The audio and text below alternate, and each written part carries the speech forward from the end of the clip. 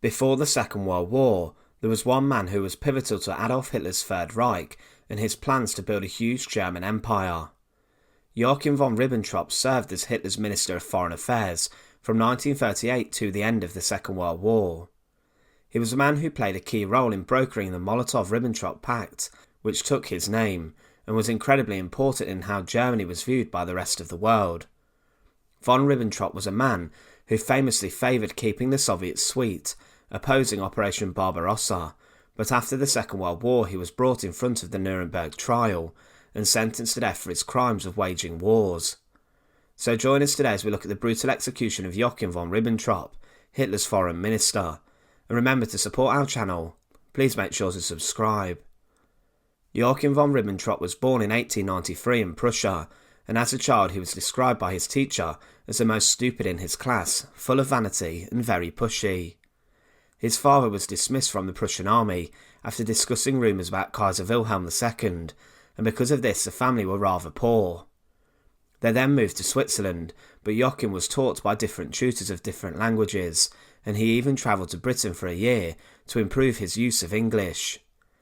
In 1911 he began working as a clerk for a German importing company based in London, and he then moved to Canada, being employed in various construction roles.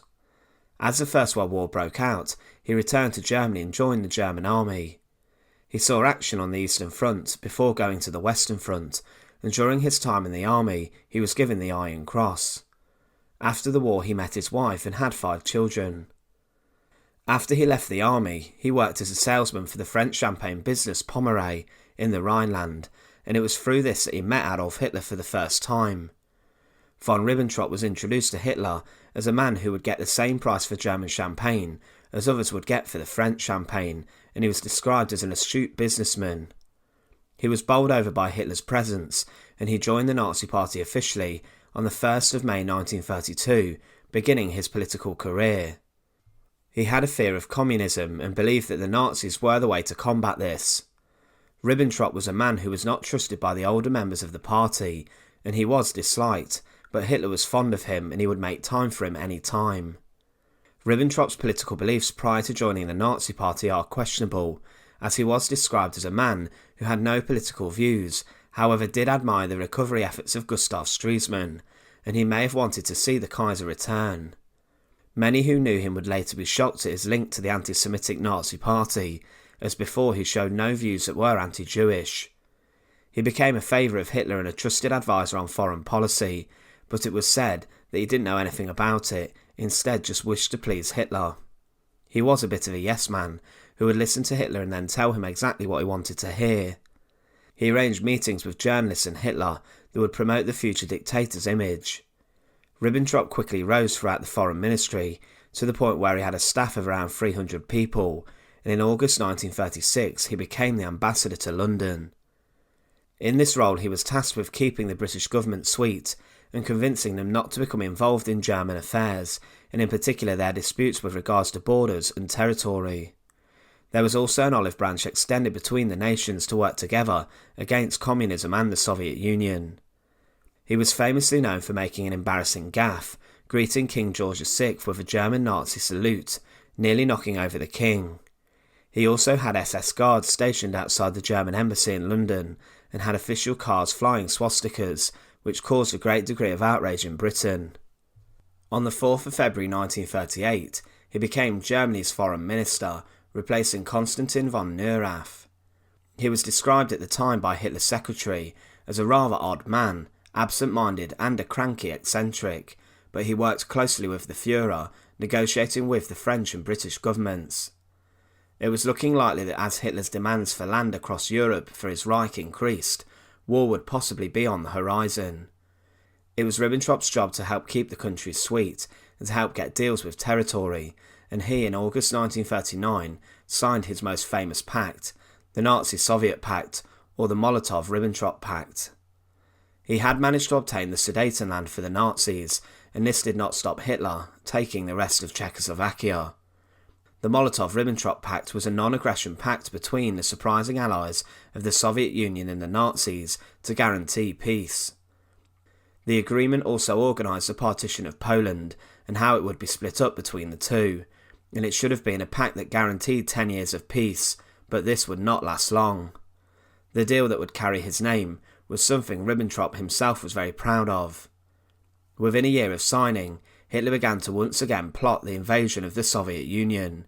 He then sent his foreign minister to sign a new treaty and agreement with Japan to secure a further ally. In late September 1940, Ribbentrop informed the Soviet minister Molotov that Germany, Italy and Japan were forming an Axis alliance to be against the US and not the Soviets.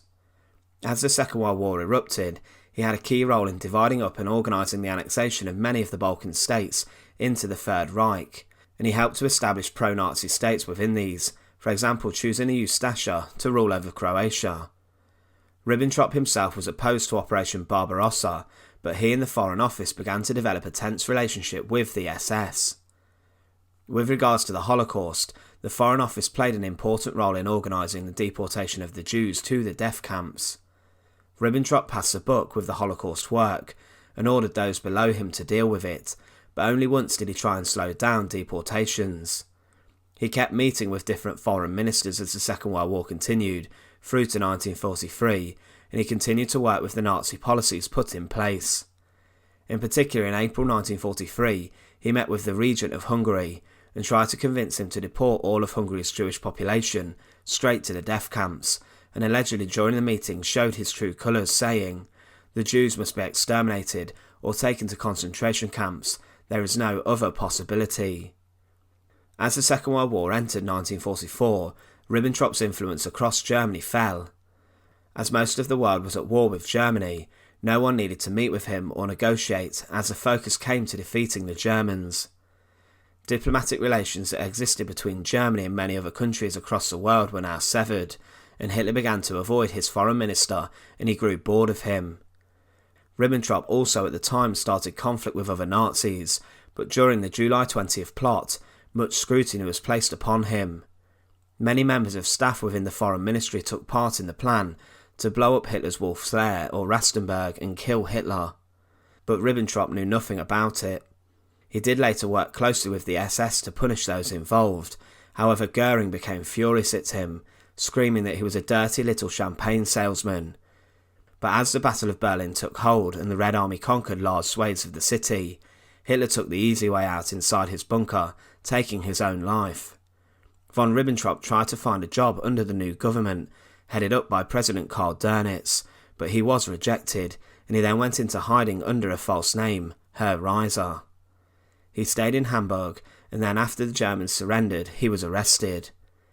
He was seized by a French citizen, who was working for the British, and on his person was found a letter to Churchill, rambling about British foreign policy. He was then kept imprisoned until he was placed on trial at the Nuremberg trials.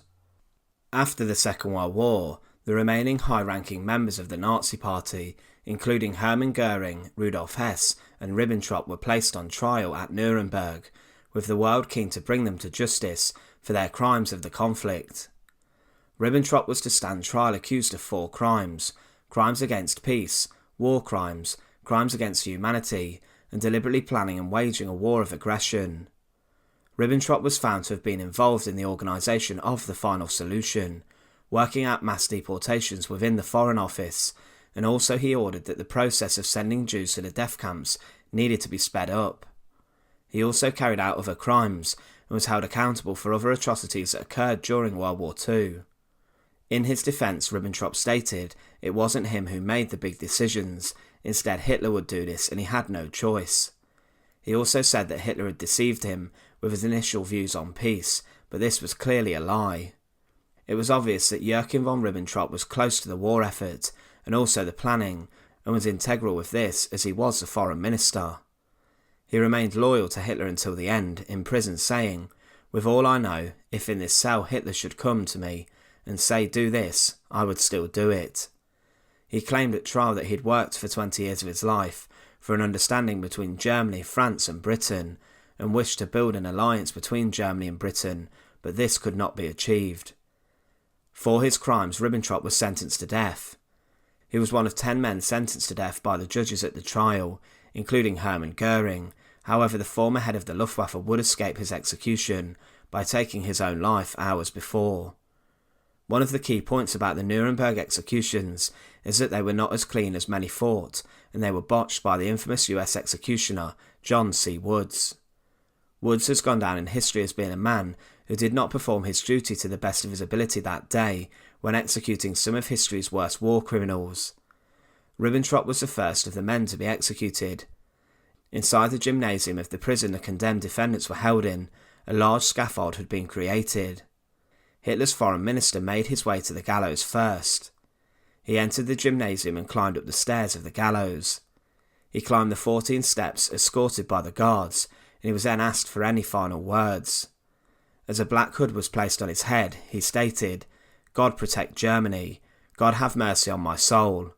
My final wish is that Germany should recover her unity, and that, for the sake of peace, there should be an understanding between East and West. I wish peace to the world." Ribbentrop then turned to the prison's priest who accompanied him and whispered to him, "I'll see you again." As the trapdoor fell open, von Ribbentrop, the man who was once the key foreign minister for the Third Reich, was left swinging from the noose for a long 14 minutes.